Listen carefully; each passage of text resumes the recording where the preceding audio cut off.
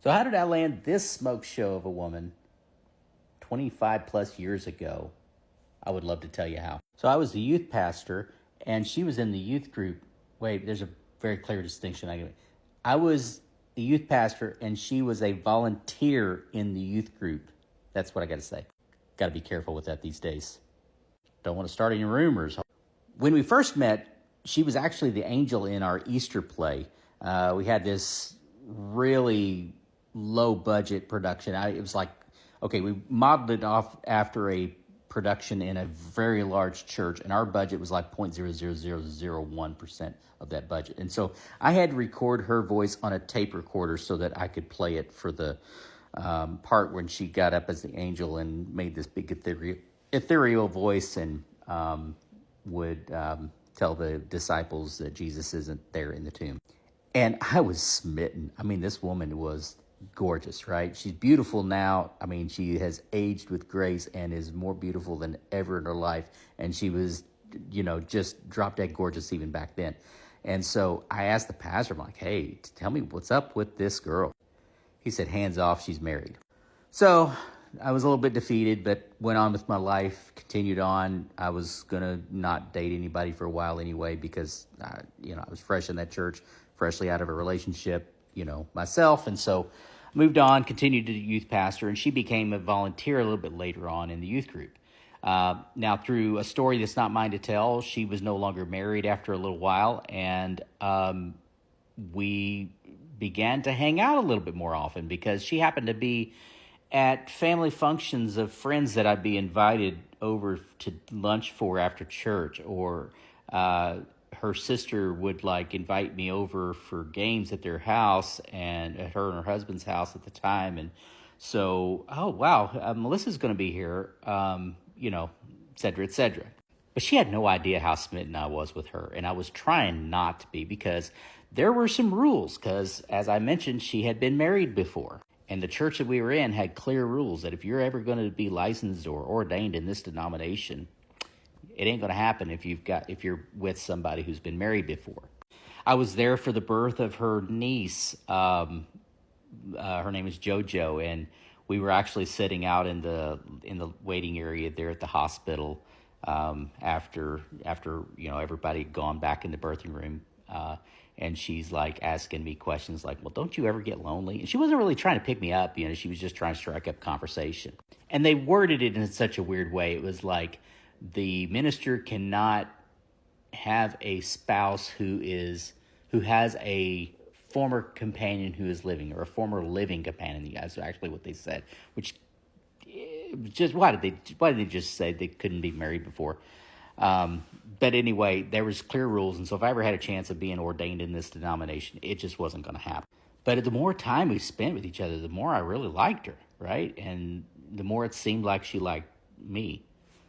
My dad actually came in for a visit one time, and he actually got to be invited to one of these get-togethers with her family, or actually over at her sister's house to play games and just goof off, have dinner. And we're on our way back. He's like, man, what do you think about this Melissa girl? She's pretty awesome. And I said, yeah, she's pretty awesome, but she's been married before, so she's kind of off the table. He said, oh, in the way he always says that. And some of the things I'm working out in therapy is like his dismissive way, and I picked that up and, but it was still the best, dismissiveness that I've ever heard from anyone in my life, and it has stuck with me for the rest of my life because I ended up marrying her. And it was really like, blow that off, forget about that. The AG tattoo on your butt is not worth it. And if you like her, go for it, right? It was kind of his thing. And there's something about a parent's approval that really, really lights the fire under you whenever you're on the fence about something. So anyway, we continued to just spend time together and be friends and stuff. And we were very careful not to go places together. And so one time we were both wanting to get something to drink at Sonic, and we got in the car and we drove to Sonic. I mean, seriously, there would have been people clutching their pearls at the time if they'd have known that I was alone with a woman in a same vehicle. I was single. She was single. But people were just funny about that. I guess they assumed if we were alone together, we were automatically going to be pregnant within the hour. So anyway, we made it to Sonic, got a drink, came home. Nobody's pregnant. Everything's fine. We're spending more time together and things, and things started to get a little interesting. We started to, well, actually, she was the one that made the statement that she was starting to fall for me. I think she had already fallen for me long prior to that, because I know I had. And so, things started heating up a little bit. Things started getting, we started doing things that people that like each other do together, like hold hands and, look at each other. And so, that started getting a little bit more interesting too as time went on. Coming around May or June of 98, it was pretty clear we liked each other and we were not just friends. And a lot of people in church knew it, and they were just absolutely against it. I had people prophesying to me that the Lord told them that I had been praying for something, and he said no. It's just funny that God didn't tell me that, but God told them no. There were a lot of people talking about it. There were a lot of people going to the pastor saying, hey, this is going on here. This is not good.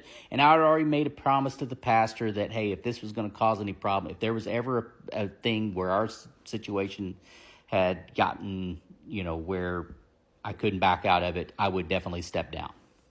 So fast forward to July, and we've got to take a teenager to youth camp.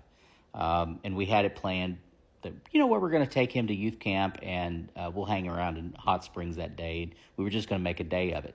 But the night before, we had a very serious conversation, and we had been talking for a little bit. What happens if we want to really pursue a life together?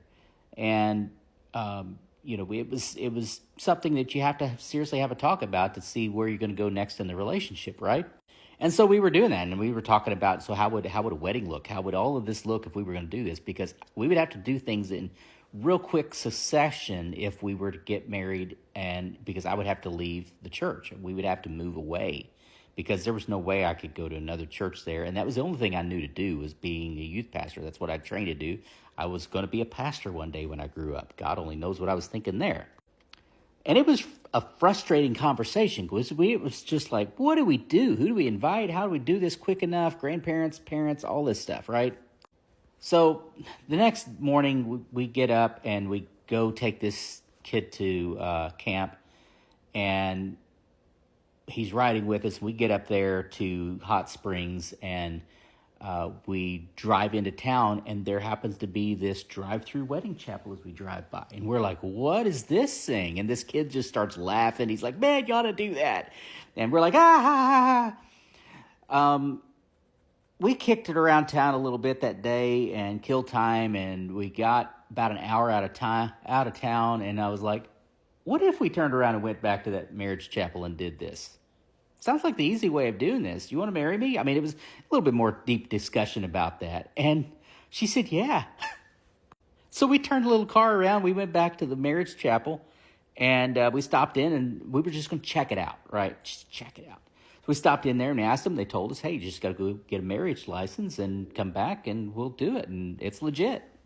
So what the heck, right? So it's 15 minutes before the courthouse closes when we were there at the marriage chapel. So we drive over there. We walk in like 5 minutes before the place closes.